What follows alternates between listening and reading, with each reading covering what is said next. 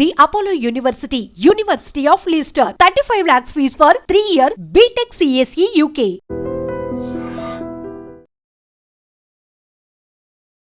నమస్కారం, welcome to iDream. మన సంస్కృతి కార్యక్రమానికి స్వాగతం. నేను మీ విజిత.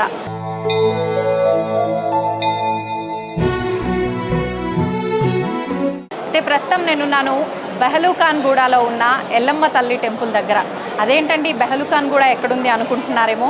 అదేనండి, మనందరము పిలుచుకుంటాము బల్కంపేట రేణుకా ఎల్లమ్మ అని చెప్పి ఆ అమ్మవారి ఆలయం దగ్గరికి అయితే నేను వచ్చేసాను. పదండి నాతో పాటు ఆలయం లోపలికి వెళ్ళి అమ్మవారిని దర్శించుకొని మరిన్ని అమ్మవారికి సంబంధించిన విశేషాలు, ఆలయానికి సంబంధించిన విశేషాలు మాట్లాడుకుందాం.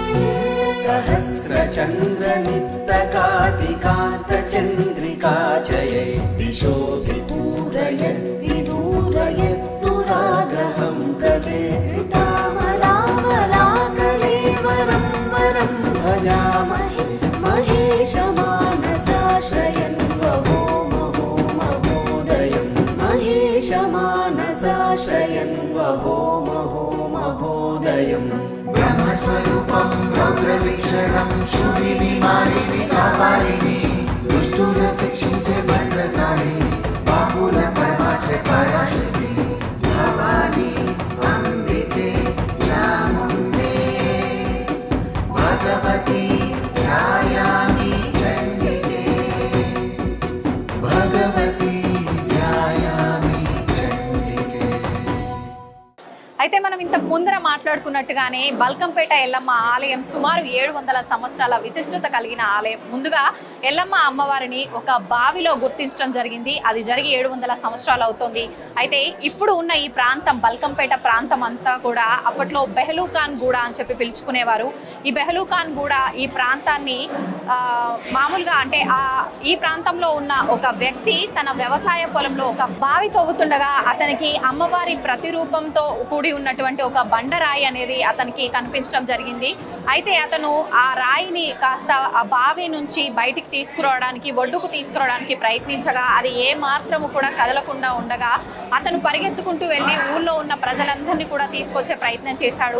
ఎంతమంది దాన్ని కదిలించాలని చూసినా, అమ్మవారి విగ్రహాన్ని కదిలించాలని చూసినా కూడా ఆ విగ్రహం కదలకపోవడంతో అనుకున్నారు అమ్మవారు ఇక్కడ నుంచే పూజలు అందుకోవాలని ఆమె యొక్క అభీష్టం అయి ఉండవచ్చు, మనం ఎవరం ఇక్కడ నుంచి అమ్మవారిని తీయటానికి అని చెప్పి గ్రామస్తులంతా అనుకొని శివసత్తులు ఈ విషయాన్ని తెలియజేయడంతో ఇంకా ఇక్కడే అంటే బావిలో అమ్మవారు, బావి పైనుంచి ప్రతి ఒక్కరు కూడా దర్శనం చేసుకుంటూ అలా క్రమంగా అమ్మవారికి పూజలు అవన్నీ కూడా జరుగుతూ ఉండేవి.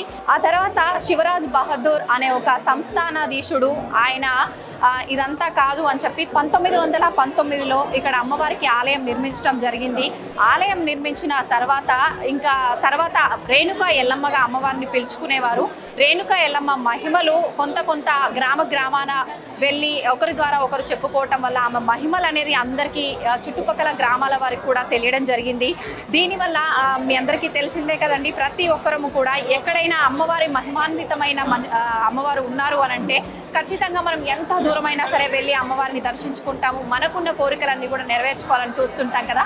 అదేవిధంగా ఇక్కడ వాస్తవ్యులంతా కూడా వారితో పాటు ఇతర గ్రామాల నుంచి కూడా రేణుకా ఎల్లమ్మ తల్లి బల్కంపేట అమ్మవారి దగ్గరికి జనాలు చాలా కోలాహలంగా రావటం అనేది మొదలైంది. ఈ విధంగా ఇక్కడ అమ్మవారికి పూజలు కొనసాగుతూ ఉన్నాయి, పూజలు అందుకుంటూ ఉంటుంది అమ్మవారు. ఇంతకు ముందర ఒక చిన్న ఆలయంగా ఉన్న ఈ బల్కంపేట ఎల్లమ్మ ఆలయం ఇప్పుడు కనుక మనం చూస్తే చాలా పెద్ద ఆలయం నిర్మించబడింది. ప్రత్యేకించి ఈ ఆలయంలో అమ్మవారికి ఎక్కువగా ఆదివారం, మంగళవారం, గురువారం రోజుల్లో భక్తుల తాకిడి ఎక్కువగా ఉంటుంది. విశేషమైన పూజలు కూడా కొనసాగుతూ ఉంటాయి. ప్రత్యేకించి ఆషాఢ మాసం ప్రారంభం అయింది అనగానే బల్కంపేట ఎల్లమ్మ తల్లి ఆలయంలో 3 రోజుల పాటు ఒక ఉత్సవంలా కూడా, ఊరేగింపులాగా కూడా, రథోత్సవం అని చెప్పి, కళ్యాణము అని చెప్పి, ఈ బోనాలు, ఘట్టం, రంగం ఇలాంటి కార్యక్రమాలన్నీ కూడా జరుగుతూ ఉంటాయి విశేషంగా. అయితే ఈ 3 రోజుల ఈ ఉత్సవాలు జరిగే సమయంలో సుమారు 5 లక్షల పైచిలుకు భక్తులు ఇక్కడికి వస్తుంటారని చెప్పి చెబుతూ ఉంటారు. మామూలుగా మనం అంటే సాధారణంగా భక్తితో మనం భగవంతులని ఆరాధిస్తూ ఉంటాము, కోరికలతో ఆరాధిస్తూ ఉంటాము. ఎటువంటి కోరికైనా కూడా స్వయంభుగా వెలిసిన రేణుకా ఎల్లమ్మ తల్లి తల్లి కావున మనందరి కోరికలు కూడా నెరవేరుస్తుంది అని చెప్పి ఆ అమ్మ అనుగ్రహం అందరిపైన ఉంటుందని చెప్పి భక్తుల నమ్మకం. ఇదండి ఇక్కడి బల్కంపేట అమ్మవారి విశిష్టత. విశాలశైలకందరాంతరాలవాసశాలిని త్రిలోకపాలిని కపాలిని మనోరమామి మాముపాసితాం సురైరుపాస్మహే మహేశ్వరి పరాం గణేశ్వర ప్రసూనగేశ్వరస్య నందిని పరాం గణేశ్వర ప్రసూనగేశ్వరస్య నందిని బ్రహ్మస్వరూపం రౌద్రవీక్షణం శూలిని మాలిని కపాలిని దుష్టుల శిక్షించే భద్రకాళి పాపుల పరమాచే పరాశక్తి భవాని అంబికే చాముండే భగవతి ధ్యాయామి చండికే భగవతి ధ్యాయామి చండికే. నమస్తే అండి. శ్యామల గారు, మామూలుగా బోనాల విస్తృతి గురించి అందరూ చెప్తుంటారు, కానీ మీ మాటల్లో వింటే అది ఇంకా బాగుంటుంది. ఒకసారి బోనాల విస్తృతి గురించి. చాలా సంతోషం అండి. ప్రతి ఏటా బోనాలు సమర్పిస్తాం, ఎవరికి వాళ్ళుగా వచ్చేవాళ్ళం. ఈ సంవత్సరం బల్కంపేట ఎల్లమ్మ కళ్యాణోత్సవానికి సామూహికంగా అందరం కలిసికట్టుగా అమ్మవారికి బోనాలు సమర్పించడం జరిగింది. చాలా సంతోషంగా ఉంది, ఎందుకంటే ఈ ప్రథ ఇలా కొనసాగుతుంది. ఇది ఇలాగే కొనసాగాలి, ఎందుకంటే మేము ఇక్కడ శాశ్వతం కాకపోవచ్చు, కానీ మా శిష్యులు వాళ్ళ శిష్యులు కూడా ఇలా వారసత్వంగా, మాకు వారసత్వం ఉండదు మామూలుగా.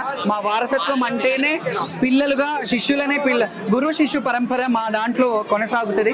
కాబట్టి ఈ సంవత్సరం అందరం సామూహికంగా బోనాలు సమర్పించడం చాలా ఆనందకరంగా ఉంది. దానికి ప్రత్యేకంగా నోడల్ ఆఫీసర్ గారు అన్నపూర్ణ గారు ఎంతో వ్యయ ప్రయాసాలతో అందరినీ సామూహికంగా ఒక్క దాటి మీద తీసుకురావాలని ఆవిడ ప్రయత్నం ప్రశంసనీయం. ఎందుకంటే ఎప్పుడూ కూడా కని విని ఎరుగని రీతిలో మేము మమ్మల్ని అందరినీ ఒక్క దాటిలో చూసుంటారు. మీరు అందరం ఒకే వేదిక మీద ఉన్నాము, ఒకే ప్లేస్లో ఉన్నాము. చాలా సంతోషంగా ఉంది. అలాగే ఇలా ఏర్పాట్లు చేసినందుకు, ఒక స్పెషల్ ఆఫీసర్ని కేటాయించినందుకు ముందుగా ముఖ్యమంత్రి గారు రేవంత్ రెడ్డి గారికి, కొండా సురేఖ గారికి, అలాగే సిటీ మినిస్టర్ పొన్నం ప్రభాకర్ గారికి, అందరికీ కూడా, అలాగే లోకల్ ఎమ్మెల్యే గారు తలసాని శ్రీనివాస్ యాదవ్ గారికి కానీ, ఇంకా కూడా ముఖ్యంగా ఇవన్నిట్లో కూడా మెయిన్ పాత్ర పోషించింది ప్రిన్సిపల్ సెక్రటరీ శైలజ రామయ్య గారు. ఆవిడ చిత్తశుద్ధితో జోగినీలకు ఏం కావాలి, శివశక్తులకు ఏం కావాలి అని ఒక 4 మీటింగ్లకు మమ్మల్ని పిలిపించి, మీకేం చేస్తే బాగుంటుంది, మీరు మాకు చెప్పండి, మీ సలహాలు ఇవ్వండి అని చెప్పి మమ్మల్ని పిలిపించడం, ఈరోజు వాళ్ళని బాగా చూసుకోండి అని చెప్పి మాకు ఆచారాలు, పసుపు కుంకుమలతో గౌరవాన్ని ఇచ్చారు. దీనికి మాత్రం చాలా కృతజ్ఞతతో ఉంటాము.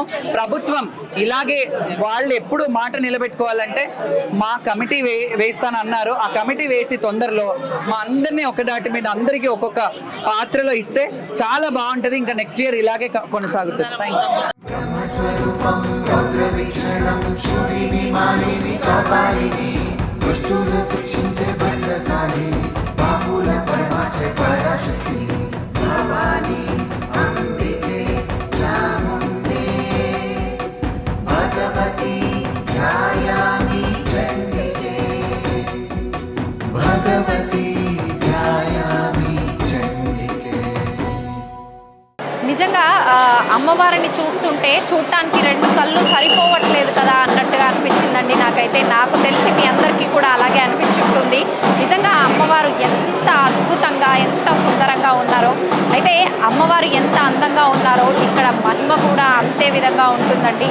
అసలు నిజంగా అంటే ఎటువంటి కోరిక ఉన్నా, ఎటువంటి మనము కోరికతో వచ్చినా కూడా ప్రతి ఒక్క కోరిక అమ్మవారిని ఒక్కసారి దర్శించుకొని అమ్మవారి దగ్గర మనం చెప్పుకుంటే కనుక ఖచ్చితంగా నెరవేరుతుంది అని చెప్పి ఇక్కడ భక్తులు కూడా నమ్ముతున్నారు. కాబట్టి మీరు చూస్తున్నట్టయితే ఇంతమంది సుమారుగా కొన్ని వందల వేల మంది తరలి వస్తున్నారు.